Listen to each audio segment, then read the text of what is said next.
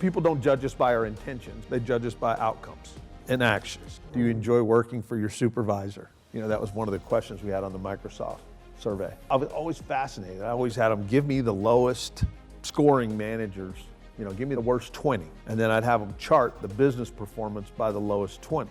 One of the amazing things is sometimes, half the time, roughly, the business performance would be great. And then you'd lift the hood up. And if the business performance is crappy, the turnover is crappy, then you just shoot that manager. That's the easy one. But finding the talented jerk is a lot harder. When you find the talented jerk, then you're in there and you're like, oh, nobody likes working for them. Oh, turnover's, pretty high. Oh, they're killing it in their numbers. What's the deal with that? Or you move a person out of a high-performing area and the area falls apart. You ever had that happen? It's another one. The person was running it, with themselves primarily. So you go through the talented jerk and then you pull it in and you say, hey, look, why would this be the case? How are you killing it in the numbers?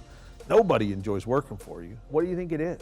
And honestly, some of them have a hard transition going from great individual contributor to manager to leader. Some of them just have trouble and they get stuck in that progression. Some of them don't want to change. Nobody can do it as good as me. I know how to do this, so I end up doing their job. And those are the people you got to get back into an individual contributor role, or they got to go do something else. We can still be friends, but you got to go do something else. And so there's a lot to unpack when you find that leader. It's not, I wish I could tell you it's just this, or it's always this, or it's not. It's very individualistic, but there are reasons when you peel the layers, there are reasons behind that happening. And you can either train and develop and coach and teach the person to make the transition from a me to a we manager, because that's what you're trying to do in that instance, is just get to level 2 here. But it's not a natural transition for everybody. It's actually, they have to reinvent themselves. It's one of the weird things about leadership. What made you so successful in your last job rarely, if ever, helps you that much in your next job when it's bigger and more complex.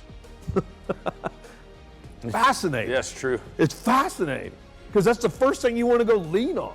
But you kind of have to I got to rewire myself and reinvent myself to scale to the next one is harder. It is important. Then you take that manager who wants to make that transition and you force him to have meetings with his directs all in the same room where he's not allowed to respond.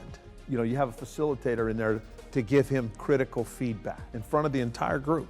And they can't respond. They just have to listen and say, thank you, may I have another? Because first thing they want to do is rationalize and explain and say, oh, you don't understand, it's not like that, I didn't mean that. People don't judge us by our intentions, they judge us by outcomes and actions. And so it's fascinating when you go through that process, but I've done that a lot, and a lot of people can then take the critical feedback, action it, and then they become a lot better. They're sensitive to it. Remember this, the most critical voice, almost every time, is the most helpful. Because while they may not always be right, something's always wrong. Just remember that.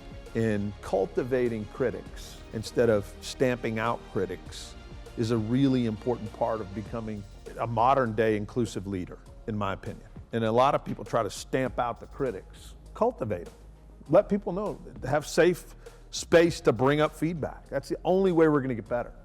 The most helpful voice is often the critic. And if you create an environment and a team that allows them to voice that frustration or voice that feedback, you action it, you say thank you, that's great feedback.